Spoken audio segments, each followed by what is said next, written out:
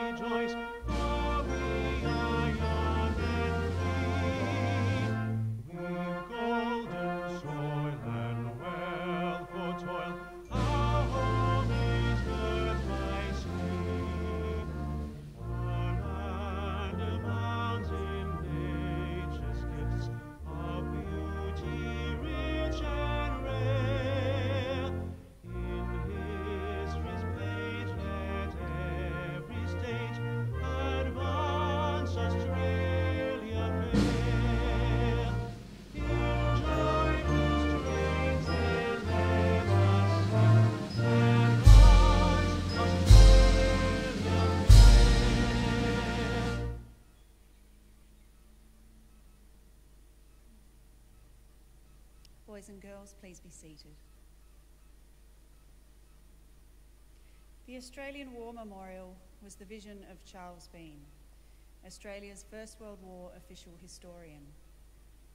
Bean landed with the Australian troops on Gallipoli and stayed with them at the front through to the end of the war. The idea of this national memorial and museum came to him at Pozières, France, in the depths of the bloody fighting of 1916. Bean's idea was that this would be a place where families and friends could mourn loved ones buried in faraway places. It would also be a place that could help all Australians understand what these men and women had endured and what they had done for us. Bean's vision, to which we remain true, is best expressed as inscribed in the entrance to the memorial's galleries. Here is their spirit, in the heart of the land they loved, and here we guard the record which they themselves made. Tonight we will read the story behind just one of those on the Roll of Honour, which lists the names of more than 102,000 men and women who have given their lives for us in war and on operations for more than a century. But first, we present a lament, Flowers of the Forest. Wreaths and floral tributes will now be laid at the base of the pool of reflection.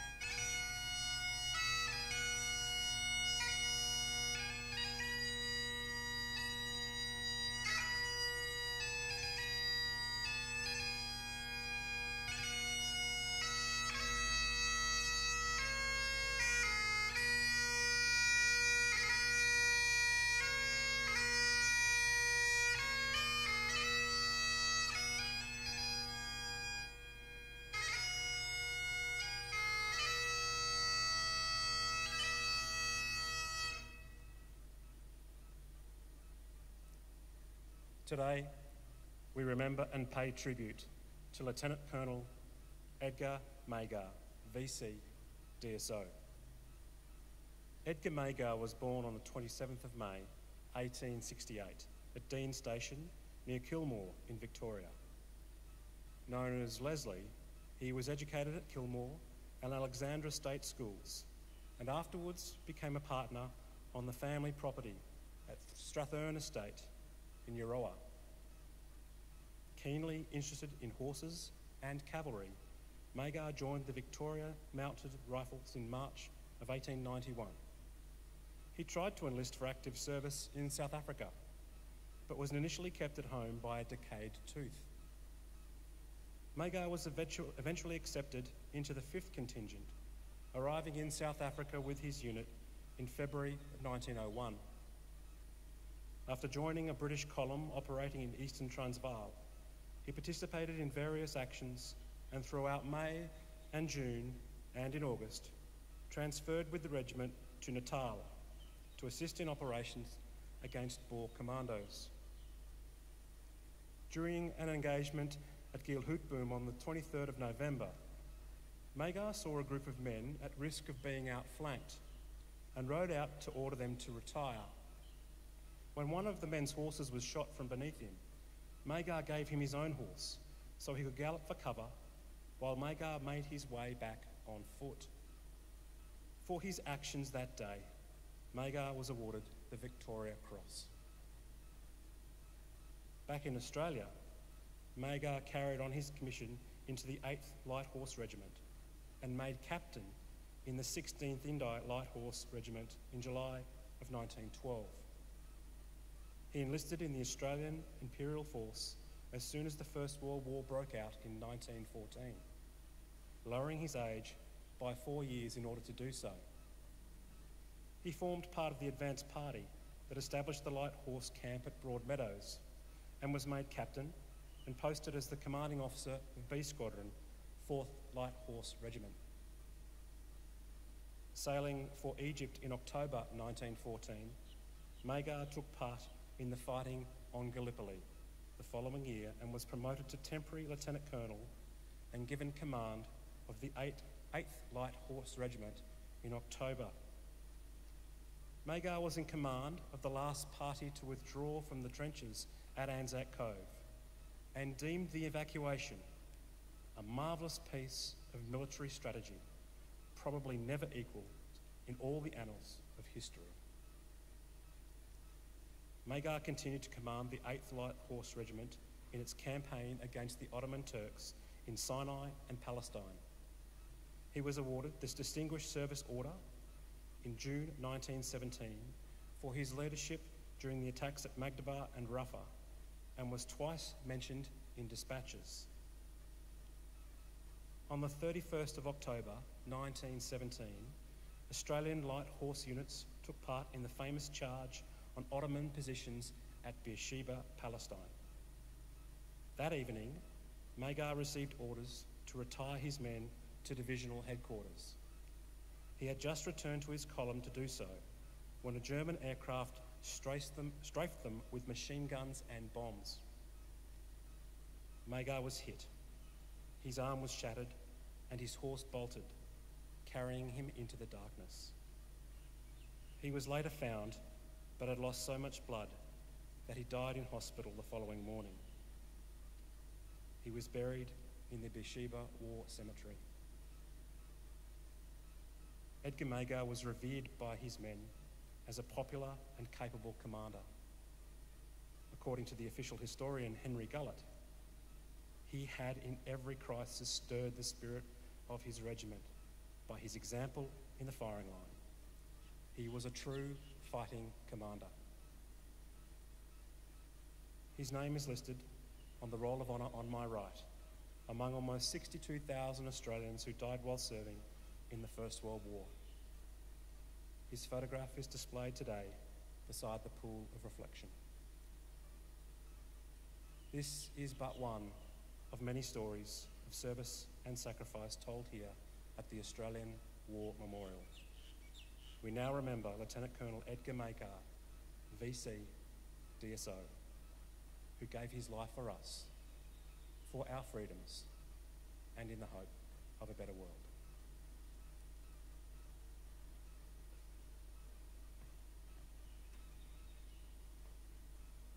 Please stand for the reading of the Ode and the sounding of the last post.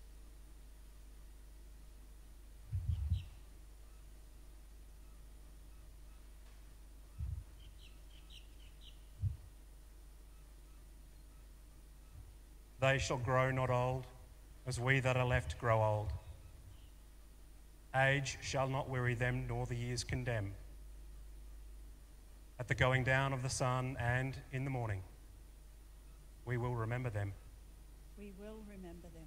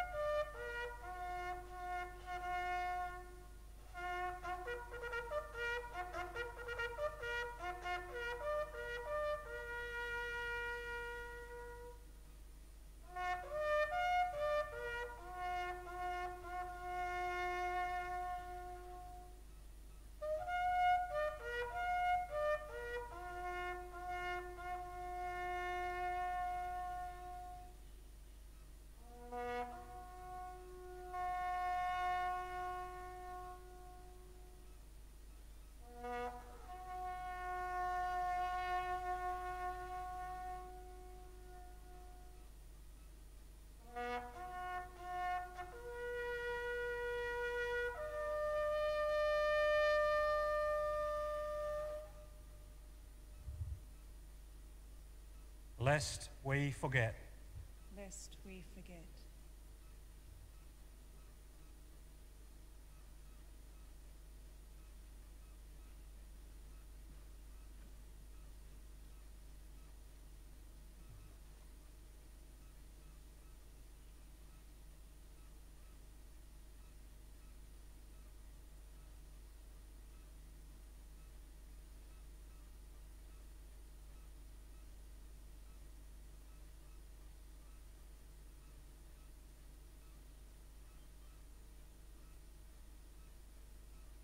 We leave you this evening with the words of the memorial's founder, Charles Bean. Many a man lying out there at Poziere or in the low scrub at Gallipoli, with his poor, tired senses barely working through the fever of his brain, has thought in his last moments, well, it's over. But in Australia, they will be proud of this. Ladies and gentlemen, girls and boys, that concludes the last post ceremony. Please feel free to visit the poppy display in the grounds as you leave. We thank you for visiting the Australian War Memorial, and we wish you all a very good evening. Thank you.